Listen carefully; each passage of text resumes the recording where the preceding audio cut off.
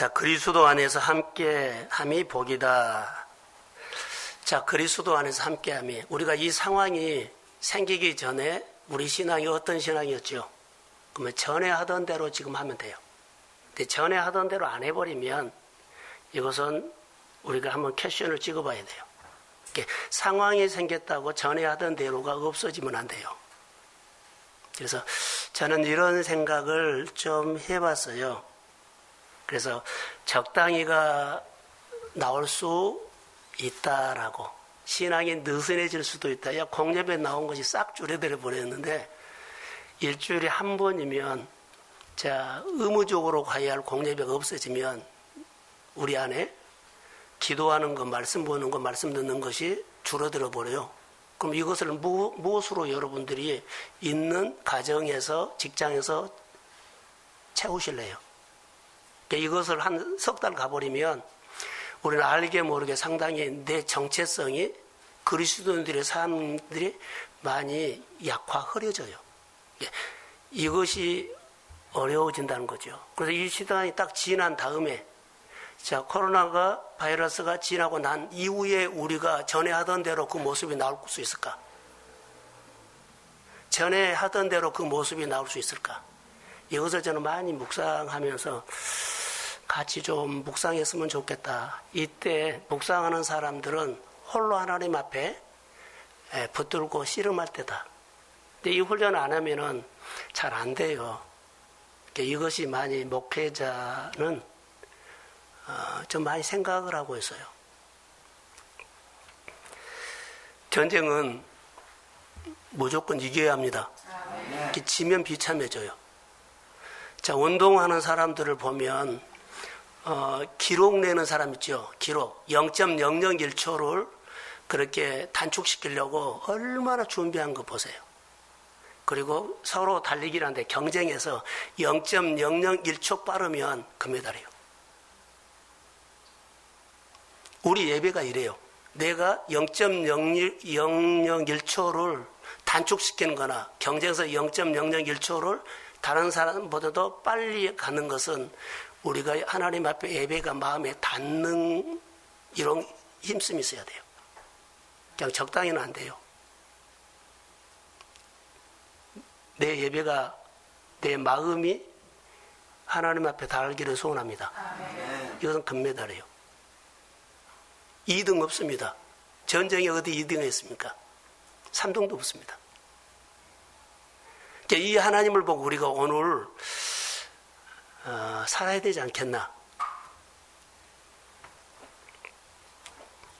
그래서 주일 예배가, 다시 말하면 주일 예배가 참 소중하다라고 생각이 들었어요. 그래서 겉으로는 코로나 바이러스가 지나가면, 잠잠해지면 해중 예배를 다시 드리게 될 겁니다. 그런데 전에 하던 대로 이것이 될까라는 퀘션이에요.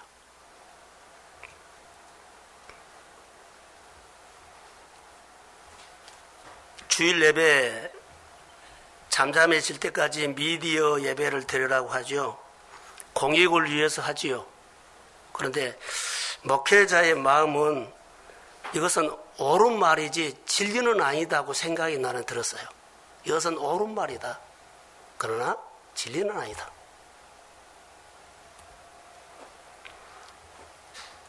공동체의 다림줄을 결정하는 겁니다. 미디어냐 해중예배냐. 공동체의 다림줄이 각 교회마다 각 자기 자신이 이걸 결정할 겁니다.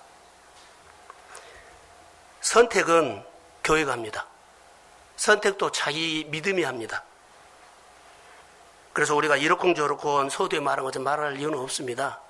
다 자기의 믿음 가지고 미디어로 또 해종 예배를 각 교회마다 드릴 거라고 생각이 듭니다. 그것은 그 교회의 다림줄이고 그 교회의 정체성이고 그 교회의 관점입니다. 저는 다니엘서를 생각을 해봤어요. 다니엘을 보면 포로 생활 가운데 다니엘이 항상 그 포로 생활하는데 저항을 받았어요. 근데 우리가 신앙생활 하면서 세상에 저항을 받아요. 직장에서, 친구에게, 또 주변에게, 돈에게, 진급에 굉장히 저항을 받아요. 믿음 생활하는 사람들은. 그런데요, 한번 생각해 보세요. 다니엘서 6장 7절에 쭉 보면 금신상을 만들어 놓고 절을 하라는 거 나와요. 그런데 거기 딱 보면 가장 강조는 금신상이 있다 절이라는 것보다는 다니엘이 기도하는 것을 멈추게 하는 의도가 커요. 다니엘이 예루살렘을 향해서 하루에 3번씩 기도하는 것을 멈추게 하려고 하는 의도가 크다고요. 그래서 이거 멈추면 모든 것을 보장하겠다는 거예요.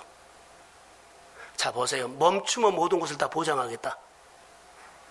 그럼 만약에 지키지 아니하면 사자굴에 넣겠다. 자, 오늘 우리가 이 시대에 일어나는 이 상황이, 자, 거기는 30일이었거든요. 30일이에요. 자, 우리가 이런 관점으로, 그래, 이거 지나갈 때 3주만 해보세요. 자, 예배를 멈추게 하는 것이라고 봐요. 그러면은 다니엘 시대 때 다니엘은 포로 생활 가운데서 그 시험이었고, 우리는 포로 생활에 아니라 우리는 신앙생활을 편하게 하는 곳에서 했어요. 중국에서 이런 일이 있는 거 아니에요. 이렇게 한번 생각을 해 보십시오.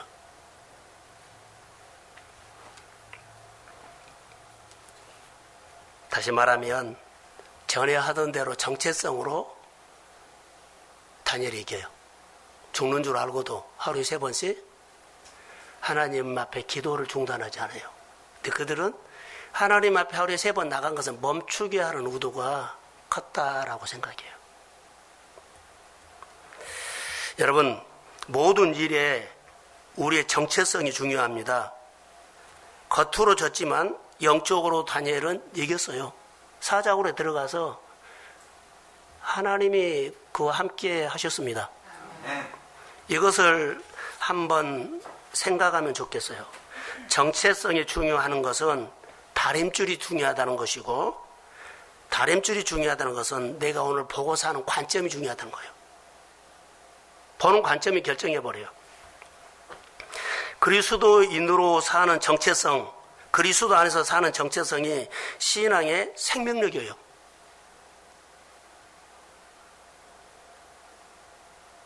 자, 생명력이 있어야만 행동할 수 있거든요. 근데 다 그리스도인으로 살아야 한다고 생각도 하고 말도 하는데 생명력이 없으면 행동이 안 됩니다. 다니엘이 생명력이 없었다면 거기서 30일만 하고 잘 믿으면 되지 이렇게 할 수도 있어요. 30일만 내가 기도 멈추고 그 이후에 모든 것을 보장받고 더 잘 믿으면 되지 않느냐 이렇게 할 수도 있어요.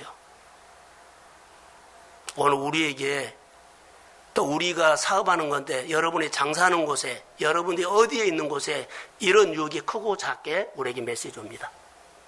이럴 때 내 정체성 뭐입니까? 내가 어떤 다림줄을 내고 하나님 앞에 하나님의 자녀로 섭니까?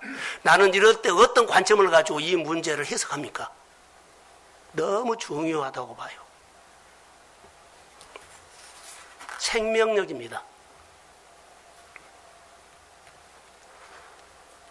저는 이런 생각을 해봤습니다. 하나님이 우리 한 사람 한 사람 부를 때는 일하라고 부른 것이 아니라 함께 하자고 부른 거예요. 교회 직분을 줬어요. 장로님을 주고 집사를 주고 권사를 주고 교사를 줬어요. 그러면은 그 자리에서 일이라고 한 것이 아니라 하나님은 그 사람에게 특별히 주면서 함께 하자고 그 직분을 준 겁니다. 자매. 근데 우리는 이것을 반대로 생각해요. 일하라고 한 줄 알고. 그러니까 일만 하고 함께는 안 해. 그리고 의무만 해. 그러니까 신앙이 우리께 이렇게 많이 돌아가 버린 거예요. 하나님은 그리스도인들의 삶을 한마디로 그리스도의 마음으로 사는 정체성으로 살아가는 겁니다. 그리고 그리스도 안에서 사는 메시지를 줬어요. 함께하자. 주 안에 나도 너와 함께한다. 너도 나와 함께해라. 거기서 일 시킨단 말은 없어요. 함께하면 내 제자인 줄로 알리라. 열매를 보고 내가 주는 열매를 보고 너는 내 제자인 줄 알리라. 너희가 승리해서 내 제자가 된 줄 알겠다 아니에요. 사랑하는 성도 여러분, 우리가 예수를 믿으면서 꼭 기억해야 할 것들은 이기는 것이 아닙니다. 함께하는 겁니다. 그래서 오늘 본문의 내용은 이겨라는 메시지 속에 정체성이 들어있어요. 함께해라. 그러면 함께하면 결과가 이김을 준다. 이기기 위해서는 뭐라고요? 함께해라. 이기려면 어떻게 해라? 정체성으로 살아라. 이기려면 어떻게 해라? 관점을 바꿔라. 지금 이런 얘기입니다. 자, 그러면 예수 믿는 사람은 삶에서 범사가 잘 되고 형통하라 그래요. 범사가 잘 되고 형통하라. 범사에 이겨라는 메시지예요. 요셉보다 하나님은 요셉에게 여호와께서 함께 하심에 범사가 형통했다 그랬죠. 여호와께서 함께 하심에 요셉은 이겼다는 이름을 달게요. 여호와께서 함께 하심에 요셉은 이겼다. 그 여호와께서 요셉과 함께 하심에 그의 범사가 형통했다는 것은 하나님의 요셉과 함께 하심에 그는 범사에 이기고 살았다. 이런 얘기예요. 이기는데 꼭 필요한 것은 함께입니다. 다윗이 어디를 가든지 여호와께서 이기게 하셨다. 이 말은요, 다윗은 법을 지켰어요. 다시 말하면 하나님의 법을 지켰다는 것은 따라해보세요. 정체성으로 그는 이긴 거예요. 그래, 이때는 하나님 백성 아니고 마음대로 하고 그거 아니요. 끝까지 내게 뺄 셈도 덧셈도 나를 그렇게 지긋지긋하게 쫓아다니던 사울을 없애버리면 돼요. 근데 안 해요. 그게 정체성이요. 성경에 보면 주 안에 거하라 이 말은 살아라는 겁니다. 우리는 주 안에서 하나님을 위해서 좋은 생각을 하고 좋은 말하고 살아라 이런 거 없어요. 행동으로 내가 내 정체성을, 행동으로 내가 하나님 앞에 내리는 신앙 고백 다림줄을 내 행동으로 내가 어떤 관점으로 산다는 것을 표현하고 사는 거예요. 너무나 중요합니다, 이게.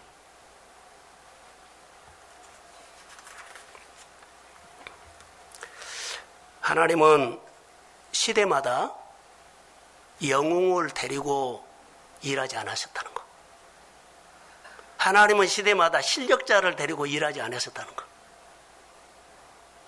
정체성을 있는 사람, 하나님이 함께한 사람, 하나님의 관점이 분명한 사람을 데리고 일하셨습니다. 할렐루야. 우리는 이것을 우리가 알아야 돼요. 그래서 오늘 본문에 보면 사도 바울이 빌립보 교인들을 향해서 편지를 써요. 자, 목자의 마음으로 사도 바울이 빌립보 교회 공동체가 이런 공동체가 되었으면 좋겠다고 써요. 이것은 정체성을 말한 거예요. 빌립보 교회는 이런 정체성을 가지고 살아라. 그리스도의 마음으로 일하고 마음으로 봉사하고 그리스도의 마음으로 사는 이 정체성으로 빌립보 교회가 세워지기를 소원합니다. 그러니까 이런 것처럼 하나님은 바울은 빌립보 교회가 이런 교회가 되었으면 좋겠다는 마음이 하나님 우리 동숙교회나 한국교회가 이런 마음으로 한국교회가 세워지면 좋겠다 이런 메시지를 주고 있어요.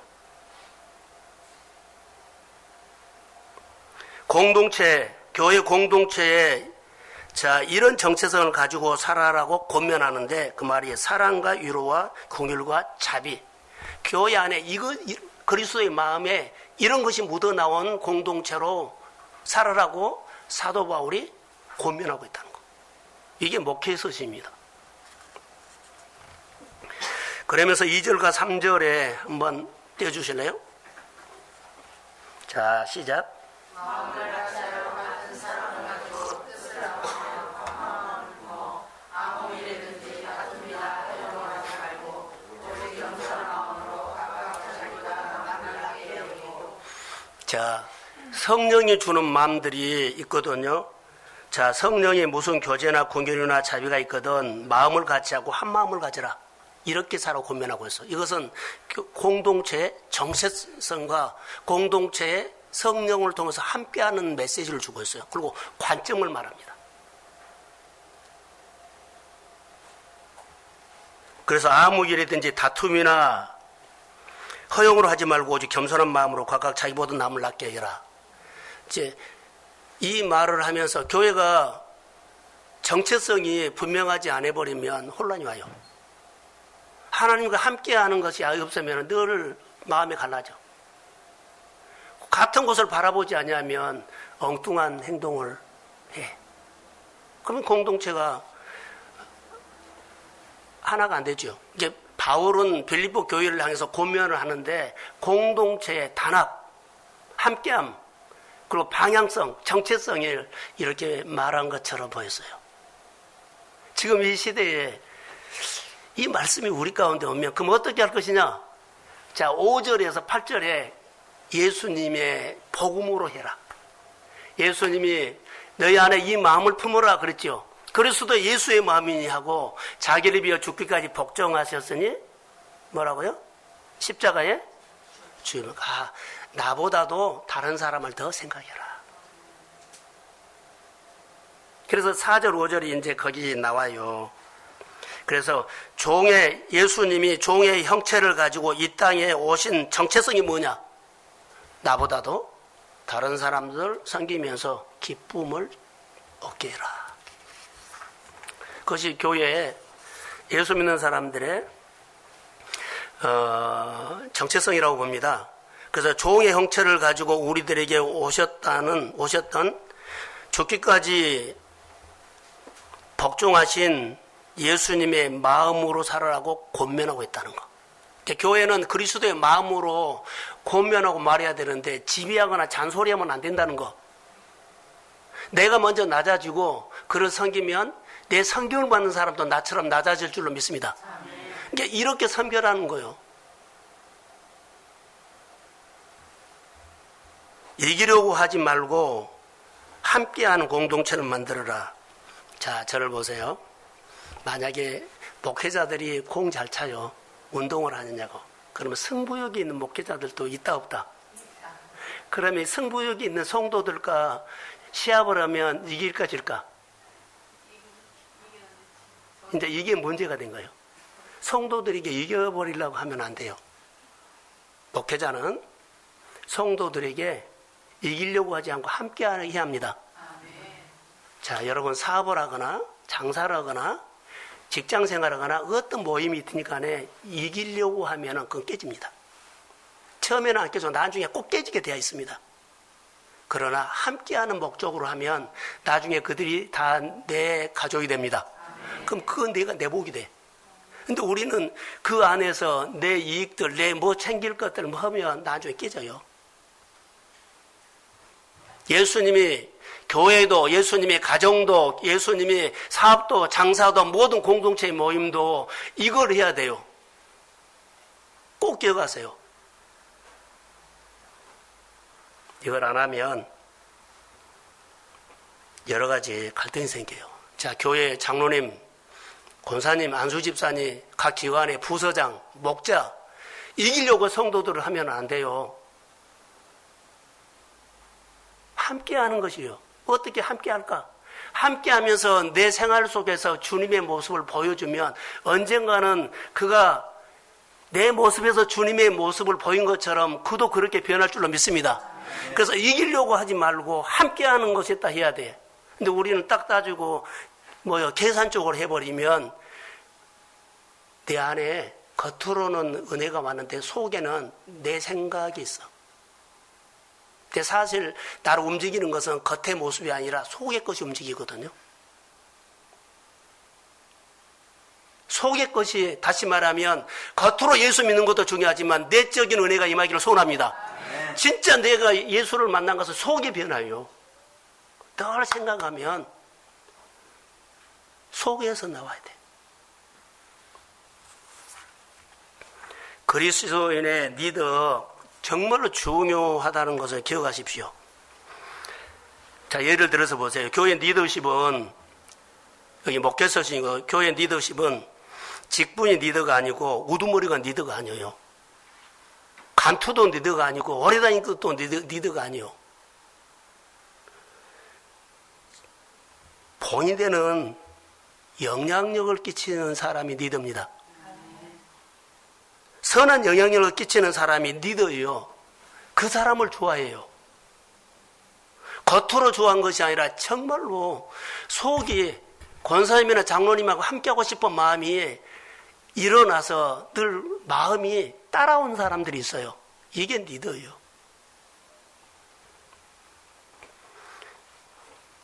중요한 것은 선한 영향력을 끼치는 겁니다. 그래서 리더는 이런 마음으로 교회를 섬겨주고 이런 마음으로 사업도 하고 장사도 하는데 먼저 주권자가 되십시오. 주권자가 가져야 할 것들은요, 지배가 아니고 우두머리가 아니요.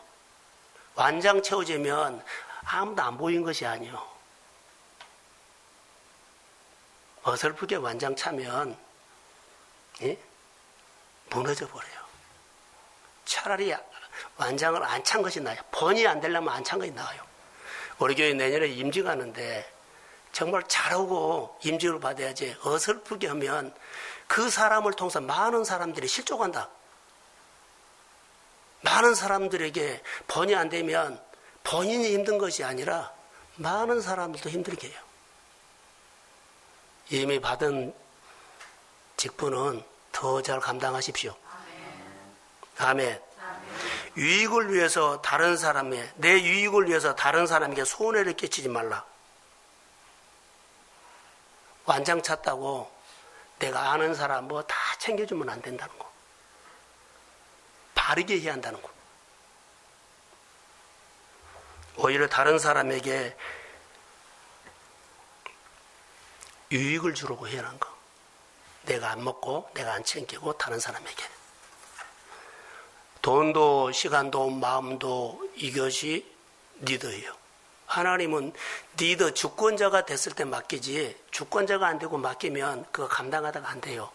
먼저 그리스도 안에서 성령의 은혜로 주권자가 되십시오. 그러면 이제 그 이후에는 하나님이 하셔. 그것이 함께입니다. 그것이 정체성입니다. 여러분, 창세기 39장에 보면 5절과 6절에 리더가 되는 요셉의 이야기가 나와요. 요셉은 보디발의 집에서 노예로 갔는데요. 노예 사람들이 다 무시해요. 자기 나라에서도 노예가 있는데 자기 민족이 아니라 히브리 민족이 노예로 왔어요. 자기하고 색깔이 다르고 언어도 달라요.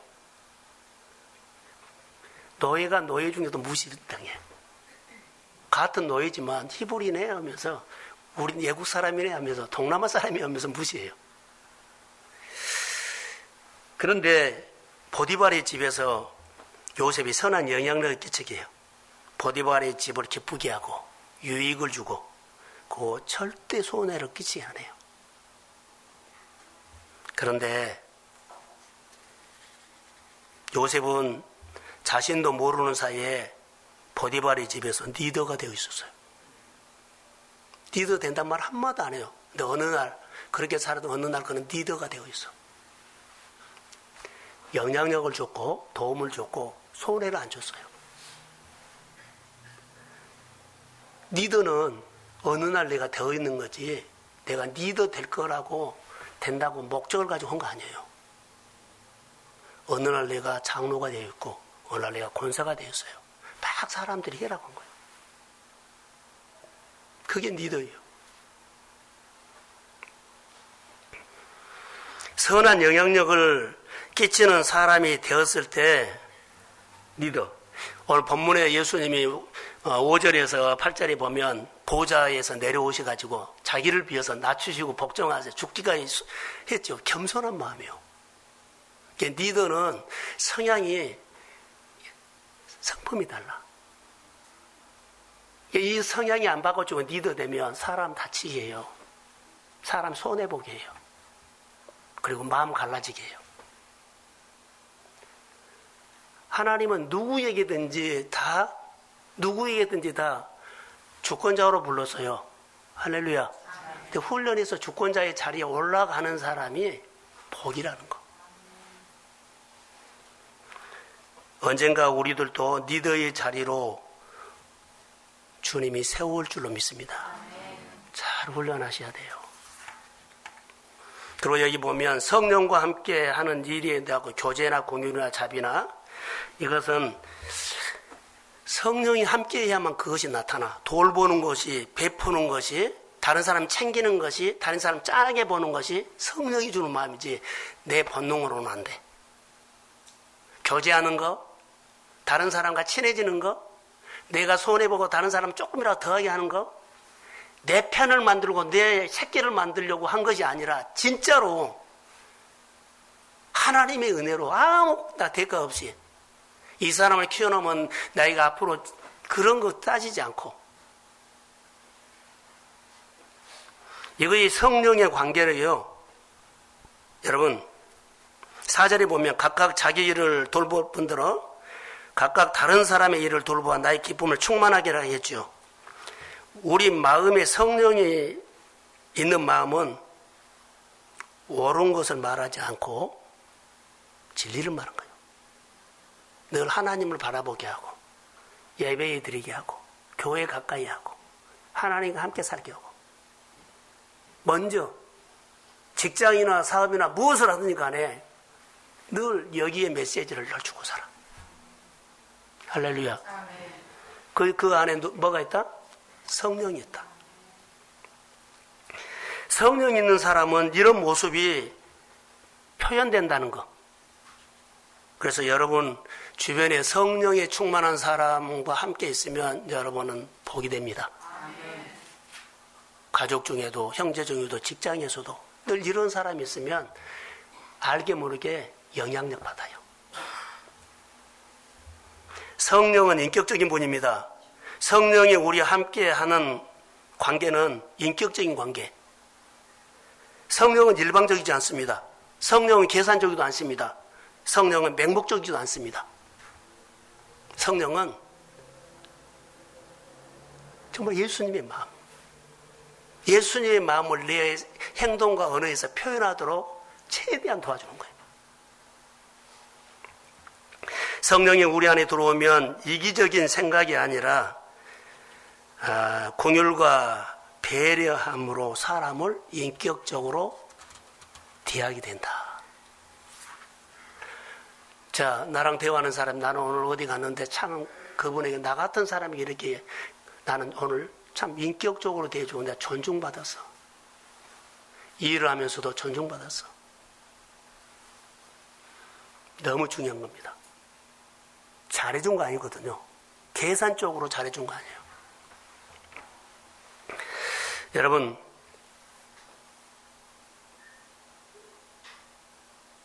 누구에게 말을 했을 때 아무 대답하지 않으면 어때요? 누구에게 이렇게 내가 무엇을 베풀었다고 봅시다. 그런데 아무 말도 하지 않아요. 받았단 말도 안 하고 좋단 말도 안 하고. 이것은 인격적으로 대한 거 아니에요. 반드시 표현해야 돼요.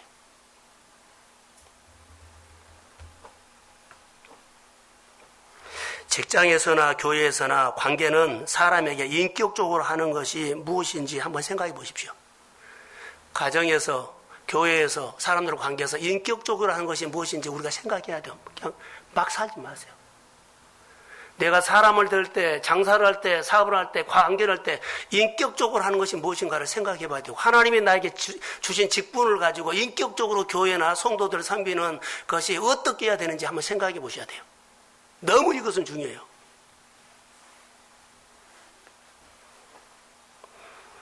자신의 일을 충실하게 하는 사람이 남의 일도 충실하게 한다. 그리고 내가 기뻐한다는 것. 여러분, 신앙생활 하면서 꼭 하고 싶은 일이 꿈이 있죠. 자, 할렐루야. 다 꿈이 있죠. 신앙생활 하면서 난 이런 복을 싣고 이런 건강이란 뭐 이런 거 자녀를 잘 키우고 꿈이 있어요. 신앙생활 하면서 꼭 하고 싶은 일이 있다면 반드시 해야만 되는 일을 먼저 하라는 거. 자, 꼭 하고 싶은 꿈이 있다면 반드시 내가 해야만 되는 일이 있어요. 그러면 그 일을 하면 하고 싶은 일을 할 때가 와. 내가 리더가 되고 싶죠? 그러면 딱 하면 어느 날 리더가 될 때가 와. 자, 이렇게 말할게요. 내가 꼭 한번 예수를 믿으면서 꼭 한번 사업을 한 장사가 잘 되는 경영.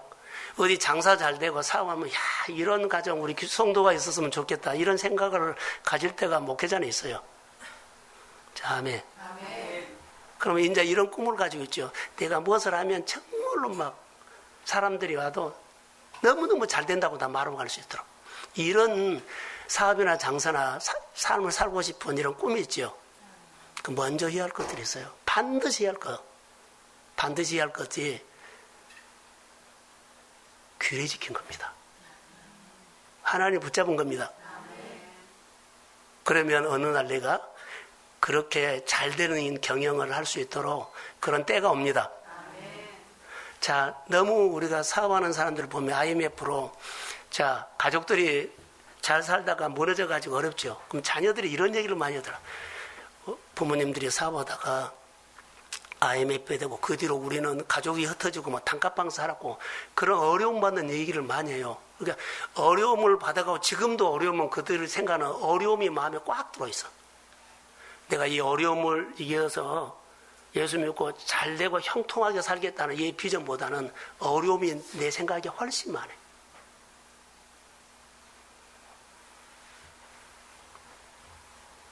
그러면 돕는 날이 안 와요. 하나님이, 자, 내가 어떤 생각을 갖고 있어요? 어려움이 마음에 꽉 들어있어. 오히려 어떤 마음이 들어와야 돼요? 어려운 계절이지만 하나님이 은혜 줘서 잘 됩니다. 이 잘되게 하시는 하나님을 바라보면서 오늘 내가 살아가야만 나에게 잘 되는 때가 옵니다. 이것이 믿음인데 생각을 말을 못 붙여. 오늘 자기 생각에 어려움에 꽉 붙여. 제가 하고 있는 꽉이에요. 다른 말이 들어가질 않아요. 이런 사람들이 많습니다. 제가 이 말씀을 묵상하다가 딱 생각나는 사람이 한 사람이 있어서 요한복 5장에 보면 38년 된 환자예요. 38년 된 환자 이야기를 들어보십시오. 베데스다 연못가에 천사들이 오면 물이 동한다고 하죠. 물이 막 부글부글 끈다. 근데 거의 전설로 그래요. 그런데 예수님이 이 38년 된 환자를 찾아가서 환자에게 이렇게 묻습니다. 내가 낫고자 하느냐? 이렇게 물어요. 38년 된 환자가 예, 낫고 싶습니다. 이렇게 이야기하지 않았다는 것. 자기 한탄을 이야기해요. 신세 한탄합니다. 이래서 못 들어갔습니다. 이래서 못 들어갔습니다. 이래서 이렇게 했습니다. 신세 한탄을 하는 거예요. 그러면서 내가 낫고자 하느냐 그런 게 신세 한탄을 하면서 아멘이라는 단어가 안 나오고 글쎄요라고 해요. 물이 동할 때마다 먼저 들어가는 사람이 나는데요. 남의 이야기를 해요. 저는 누워있는 사람이라 힘이 없어서 들어갈 수가 없어요. 그런데 얼마나 큰 상처가 그 사람에게 되겠습니까? 예수님이 다시 이렇게 묻습니다. 내가 낫고자 하느냐? 38년 된 환자에게 내가 낫고자 하느냐 이렇게 물었을 때 이 환자의 마음은 38년 환자는 내가 낫는다는 마음보다 낫는다는 것보다 지금까지 너무 고생한 것이 마음에 꽉 차고 있어요. 낫고자 하느냐? 하면 난 낫고 싶다 이렇게 가버려야 되거든요. 그런데 낫는다는 소리가 나에게 좀 말로 안 들리고 내 안에는 가득 채워진 것이 고생한 거, 한탄하는 거 이것만 꽉 차고 있어요. 우리가 오늘 신앙생활 하면서 너무 이렇게 하나님의 말씀이 늘 내가 낫고자 하나 이렇게 늘 우리에게 말씀이 들어오고 선포가 된다고 봐요. 그런데 이 말은 잘 안 들어오고 내가 하는 현실에 너무 집착하고 집중하고 있다는 거. 그리고 어떻게 이기려고 하는데 경쟁해서 안 돼요. 힘이 없어서 안 돼요. 상황이 안 돼요. 그렇게 다르지 않을 거라고 봐요. 이런 일들이 참 우리 가운데 있어요.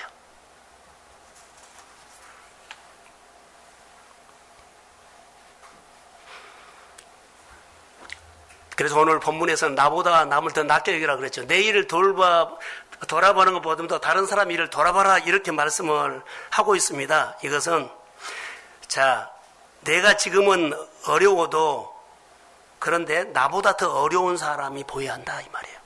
자, 아멘. 나보다 더 어려운 사람이 안 보여.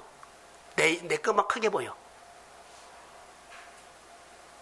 나보다 더 어려운 사람이 보여야만, 자, 여러분, 나보다 더 어려운 사람이 보여야만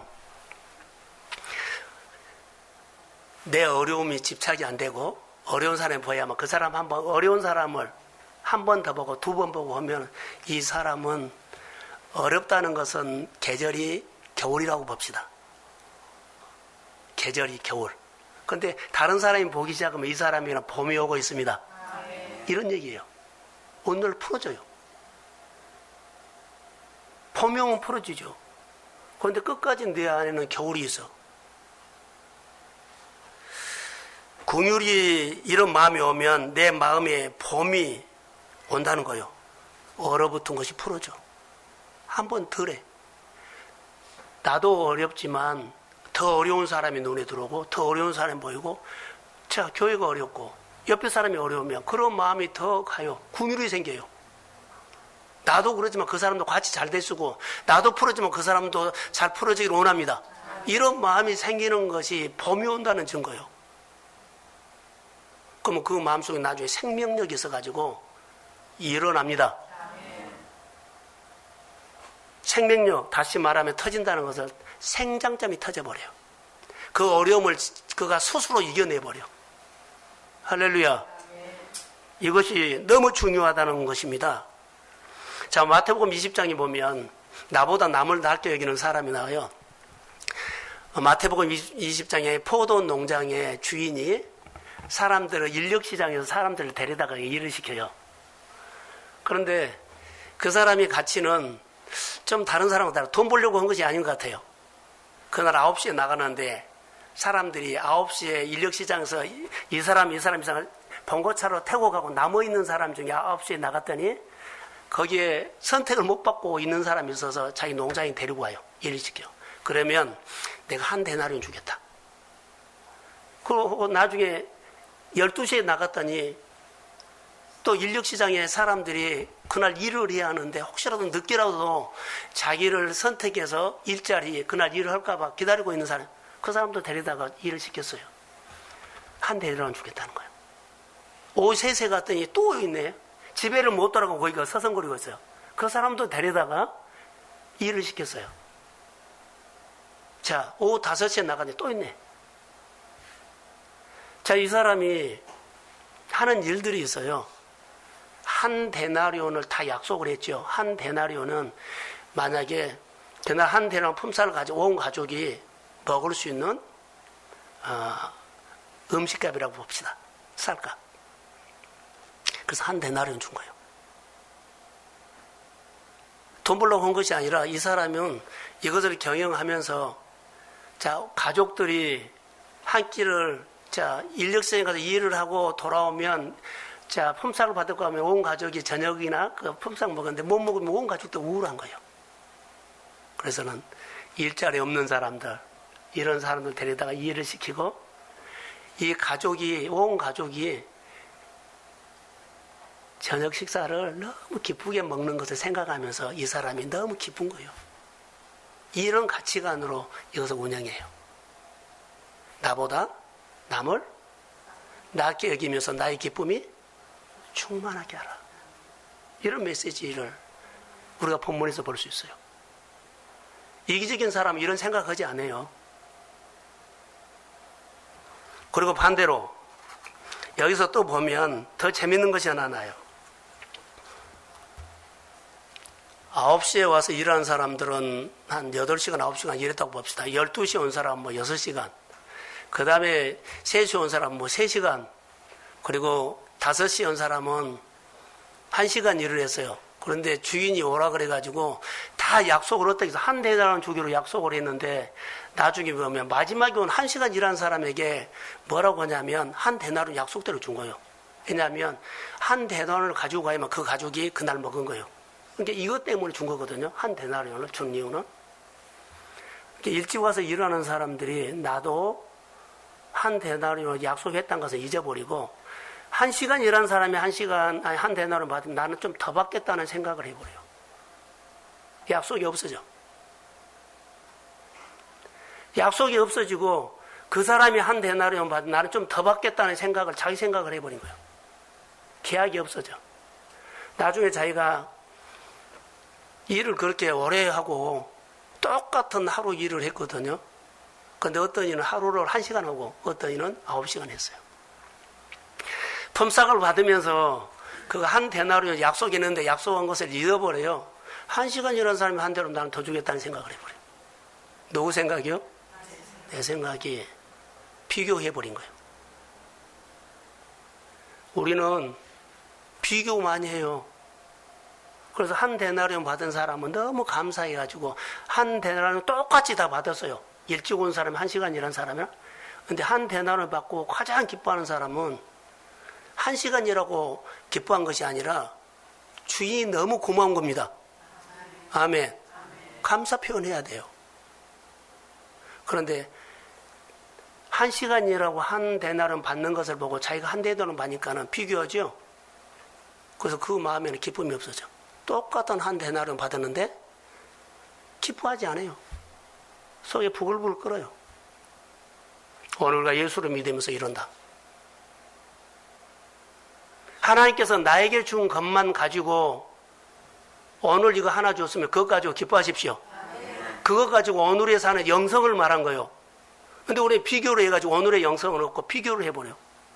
나는 다른 사람보다 돈을 더 벌어야 되고 나는 더 받아야 되고 더 받아야 되고 내 것이 다른 사람이 흘러가면 막 못 이겨버려. 주님은 다 한 데나리온 말한다면 내가 많은 일을 했어도요 한 데나리온 주면서 같은 기쁨을 가져야 되는데 어떤 일은 기쁘고 어떤 일은 안 기뻐요. 비교하면 안 돼요. 하나님이 우리에게 주신 직분들은 자 결론으로요. 한 데나리온의 기쁨으로 살려면 비교하지 말고 청지기로 살아라. 공로의식으로 살도 안 돼요. 무서워요. 의무만 하는 것도 무서워요. 나 의무에서가 너무 사람이 메말라져 버린 거예요. 청지기 의식으로 살아야 돼요. 하나님의 나를 교회에 부르신 목적은 함께하는 것. 하나님이 나에게 직분 주신 것도 일이 아니라 함께하는 것입니다. 함께하면서 내가 하는 역할, 선한 일 하는 것이 청지기예요. 우리 모두가 예수 이름으로 청지기가 되시기를 주의 이름으로 소원합니다.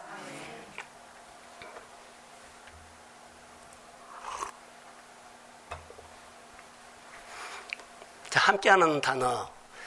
요즘 집에서 애완견 많이 키우죠. 자, 집에서 아들하고 엄마가 둘이 살아요. 근데 엄마는 애완견을 목욕도 시키고 옷도 입히고 먹을 거 다 줘요. 그리고 다 해줘요. 근데 아들은 자 회사 갔다 오면 데리고 나가서 산책만 해요. 놀기만 해요. 그런데 아들하고 엄마하고 밖에서 나와서 밖에 나갔다가 집에 들어오면 그 걔가 엄마를 좋아할까요? 아들을 좋아할까요? 엄마를 좋아할까요? 아들을 좋아할까요? 아들을 좋아해요. 나와 함께 놀아준 사람을 좋아하지 밥 준 사람 안 좋아해요. 우리가 예수를 믿으면서 내가 교회에서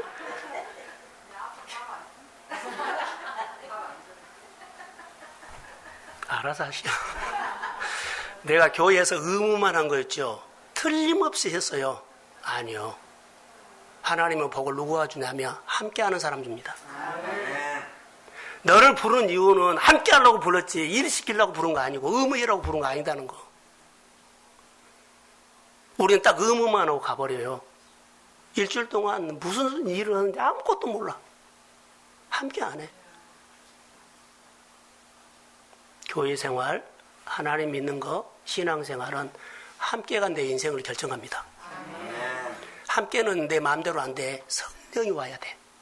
성령이 와야만 장로님의 가정들, 목회자의 가정들, 집사님의 가정들, 성도들의 가정을 헤아리지 성령이 오지 않으면 절대로 못해요. 함께해야만 복을 받습니다. 자, 사랑하는 성도 여러분, 하나님은 시대마다 영웅을 데리고 일하지 않았다는 거, 정체성으로 일했다는 거, 함께하는 사람으로 일했다는 거, 관점으로 보는 사람을 일했다는 거. 우리가 무슨 일을 하면은 구실이 많죠. 이래서 저래서. 자, 그것도 자기 믿음이요. 수준이요. 그런데 말씀을 듣고 이해는 안 되지만 따라서 하는, 준행하는 자가 하나님의 기적을 봅니다. 사랑하는 성도 여러분, 오늘은 평소에 작은 일을 잘하는 사람이 큰 일을 하는데 적합하다는 말이 결론은 이것입니다. 그리스도 안에서 함께하는 것이 복입니다. 자, 일어서십시오. 감사합니다. 하나님, 주님의 은혜를 감사합니다. 주님의 은혜를 감사합니다. 주님, 우리에게 믿음을 주십시오. 주님, 우리에게 은혜를 더하여 주옵소서. 그 성령을 통해서 진리 안에 거하게 하시고, 아버지 하나님, 말씀의 다림줄을 내려주십시오. 하나님의 관점으로 보며 오늘을 이겨나갈 수 있는 예수 그리스도의 제자라는 정체성을 가지고 우리 몸된 제단이 주님의 핏값으로 세운 교회입니다. 우리 한 사람 한 사람이 동순교회 교인입니다. 교회라는 정체성을 가지고 믿음 생활 승리하도록 도와주옵소서. 아멘. 조마조마하며 살지 않고 주님께서 주시는 용사로 살게 하옵소서. 아멘. 담력으로 살게 하시고, 아멘. 주님이 나를 붙잡고 일하시면 능하지 못한 일이 없는 줄로 믿습니다. 아멘. 성령이 함께 할지어다. 아멘. 나보다 남을 낫게 여기는 예수의 마음으로 무장시켜 주옵소서. 아멘.